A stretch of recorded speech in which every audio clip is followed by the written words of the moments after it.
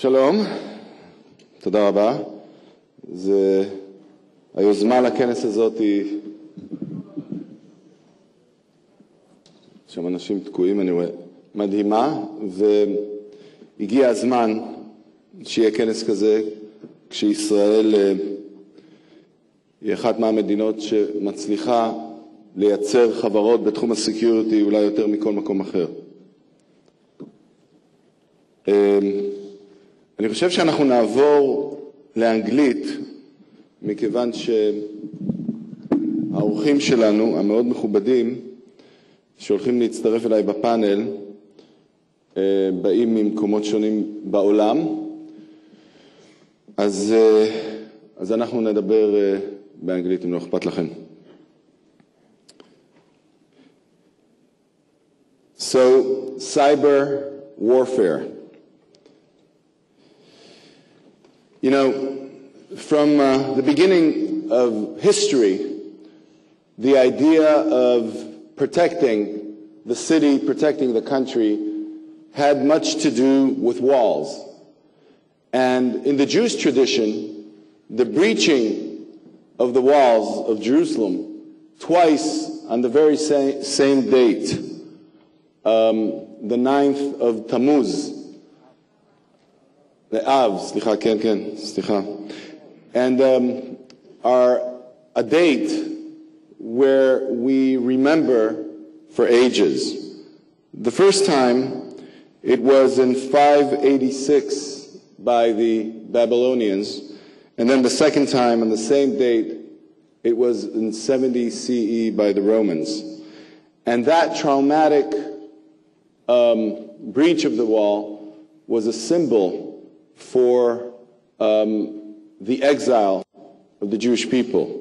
And those walls are a metaphor that remained in our heads.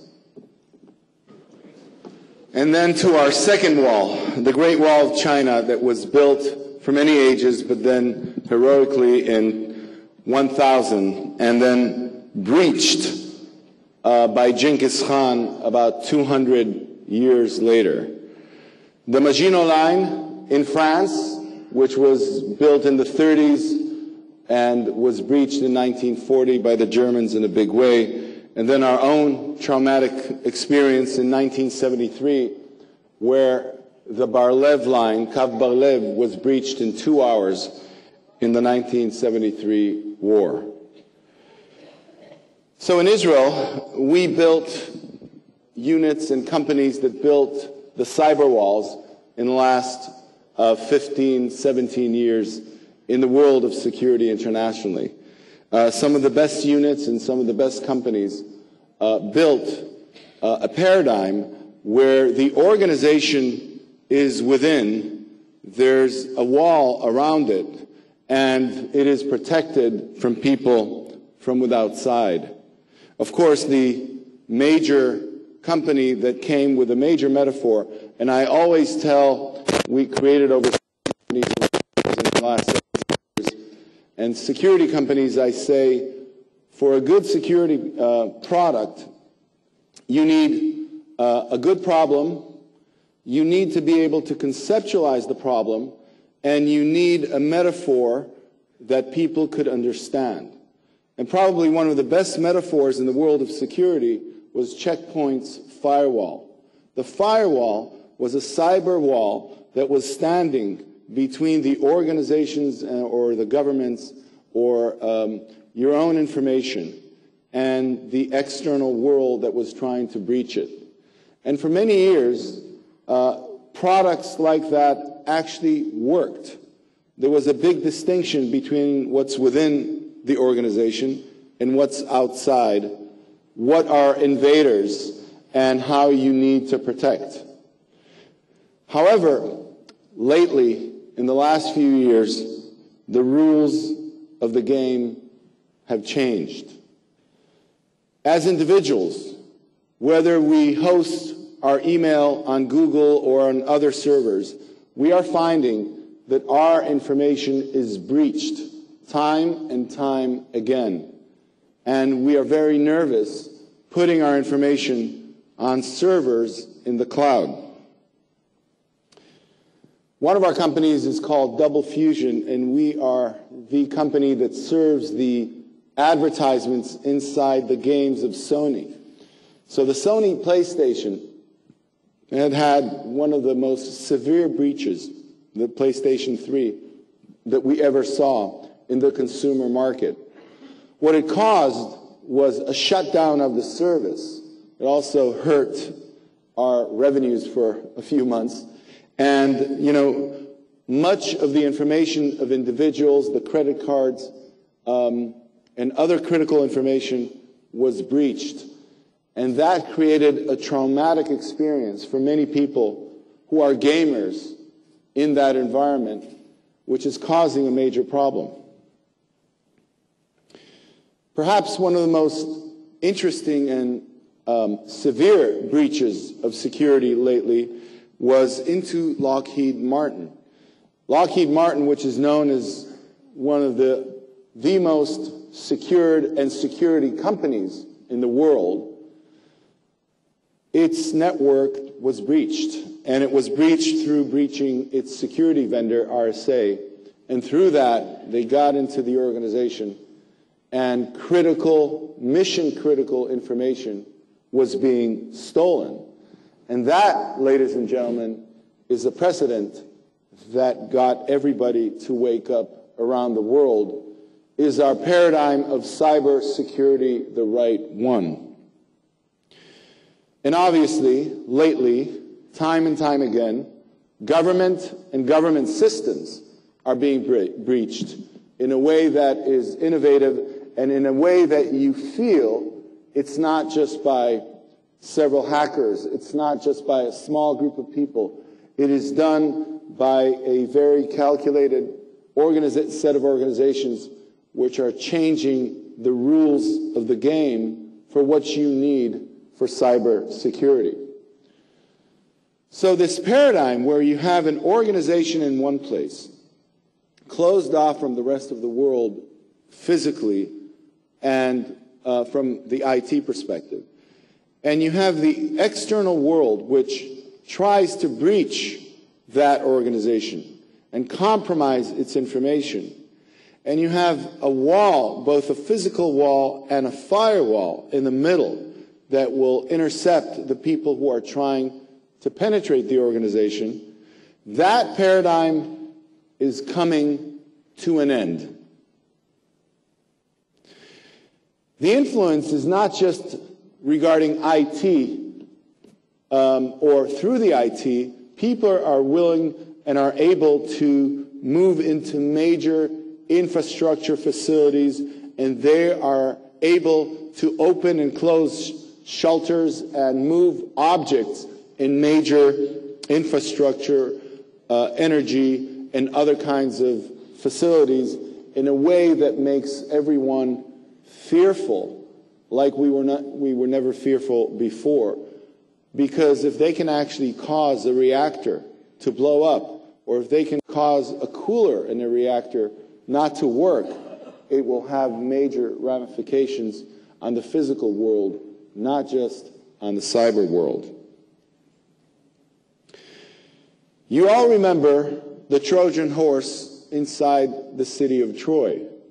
It came as a gift to the city. It looked like a benign gift, like a wonderful gift. And for that moment, the gates were opening up, and the horse with the warriors inside it came into the city without anybody suspecting the horse or its intention. Well, ladies and gentlemen, the Trojan horses, not always so large, not always so magnificent, are coming into each and every one of our organizations, into each and every one of our government information systems or individual systems. So the question is, if the walls cannot be large enough or high enough, because there will always be a benign visitor, a visitor that looks kind or looks uninteresting, that will be able to come into the walls of the organization or the walls of the city, We need a different paradigm inside these cities and these organizations, not to block the invader from without. We will continue to try to do that. But also, once the invader is inside the walls, to be able to identify, like you identify a dormant spy that suddenly wakes up and starts activating in a way that could be very harmful to you. One of our companies that I'm on the board of and is represented here is a company called CyberArk. CyberArk is a company that we started several years ago, and it is one of the leaders in the world in privileged identity management. What it does is it enables primarily financial organizations where many people can access certain part of the data. And we know that most of the theft of the data today in large organizations comes from within.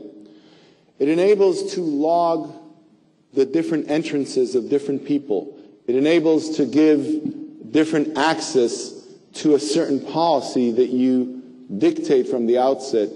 It enables to give a report who touched what data at what time. And that company has surged in revenues in the last few years to a very dramatic set of numbers and is really solving a major problem for a lot of the big organizations, primarily the financial organizations in the US and Europe, of course in Israel and in many other places.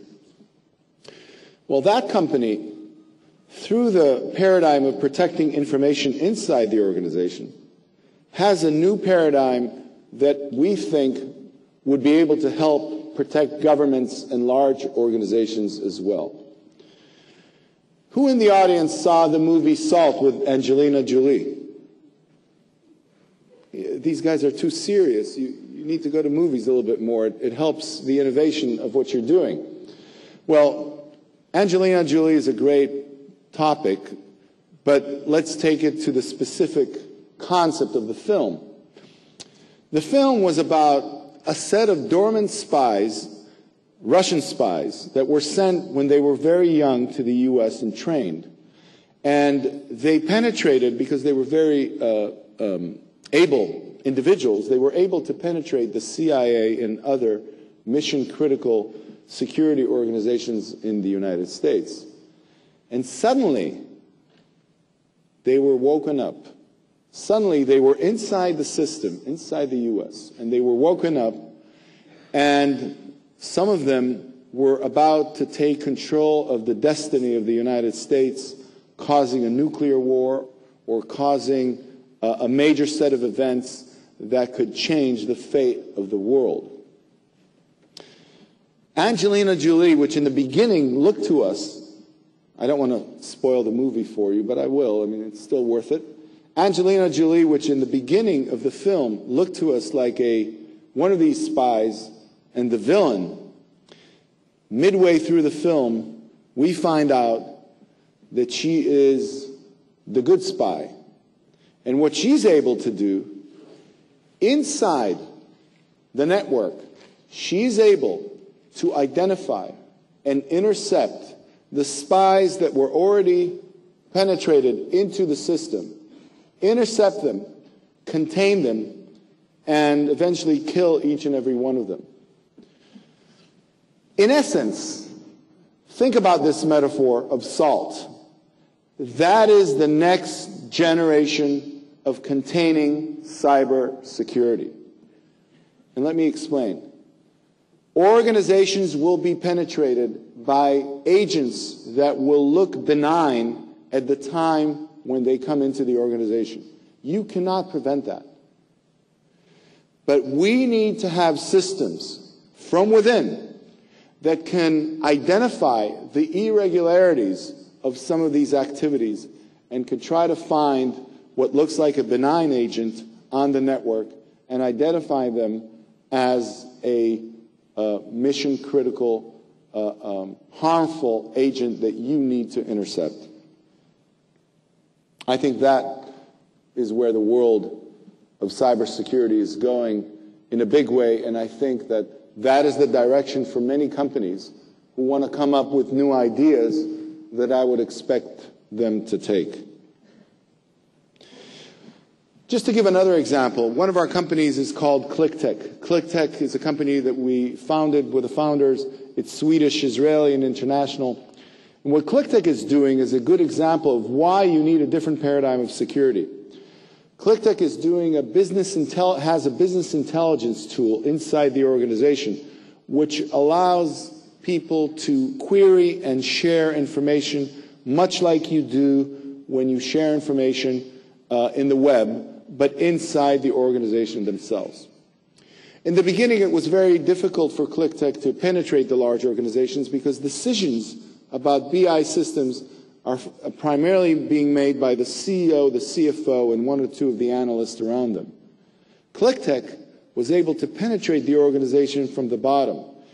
And instead of the tool being something that's used by only the top people in the organization, it became a tool that's used by everyone at the departments of the organization. We were extremely lucky, and the company surged. This year, it is going probably on its way to have more than $300 million of revenues. But the interesting thing is that it puts the pyramid of information on its head. It gives a lot more information to the people. If you think about Tolstoy's book, War and Peace, you remember that at the end of the book, he says that the generals know very little about the war. The people that really know what's going on in the war are the people in the trenches, the soldiers. Well, QlikTech gives these soldiers the ability to communicate with each other and report and ask others about what's going on.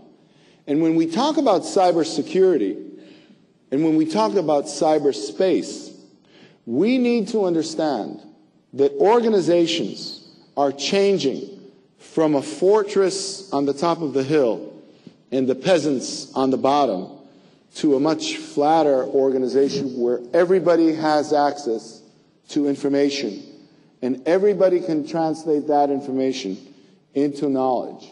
And therefore, the paradigm of security as well needs to change. One of our other companies, Navaja was a tribe that came into World War II when the Japanese were intercepting the code time after time again. And the reason that the Indian tribe Navaja was brought into play was that in their language, words change meanings in different parts of the day. And so from that point on, the code was not broken. Navaja is one of our companies which assumes that a lot of the information will go out there to the cloud, to the web. Assumes that someday someone may be able to breach somebody else's information, no matter where the information is hosted, and get to the data. But what Navaja does is it encrypts the data in a way that even if you get it, you can't decipher it. And I think security systems are going to have more of those kind of tools as they try to cope not only with cybersecurity and cyber warfare, but with cyberspace, which becomes an open environment. And you know, the information that we have today comes all the way to the individual, to the consumer. You need, on one hand, to allow the flow of mission-critical information to the consumer, because that is what you're asked for to be competitive. But you need that information that comes to the consumer to be readily available on one hand, but also be protected, because otherwise our privacy will be penetrated. And I want to take us a little bit to the political realm for just 1 second. And I want us to think about what happened in Egypt, you know, with that cyber revolution that created and brought people to the streets and is very frightening to many of us, but also presents an opportunity. From the point of view of the regime, there was a revolution. From the point of view of the people, everything's opened up. And I think that anybody who plays in cyber warfare, especially if we're taking a major initiative, It is essential that we distinction between those things that need to be protected in a fortress and those things that need to be opened up to a real dialogue. Because sometimes these real dialogues are changing reality in a way that is hopeful, that is meaningful, that is interesting. And I think that understanding what not to put behind great walls, whether they are cyber walls or physical walls, understanding when the dialogue needs to be open and not be protected, is one of the key elements of what cyber warfare or cyberspace will be about. And if we have our Prime Minister, our first Prime Minister, Ben-Gurion, I wanted to take that image just to make a point. The world of information is standing on its head. It does no longer belong just to the emperors and to the CEOs and to the heads of state. It belongs to the people. And if we want to play in an environment of cyber defense and cyber security, we need to be first and foremost committed to the open dialogue of cyberspace and then find out what the best ways would be to protect it. Thank you.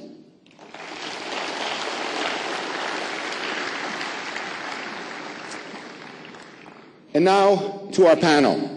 We have three very distinguished international guests that I'd like to call each of them to give their speech, and then we will have a conversation.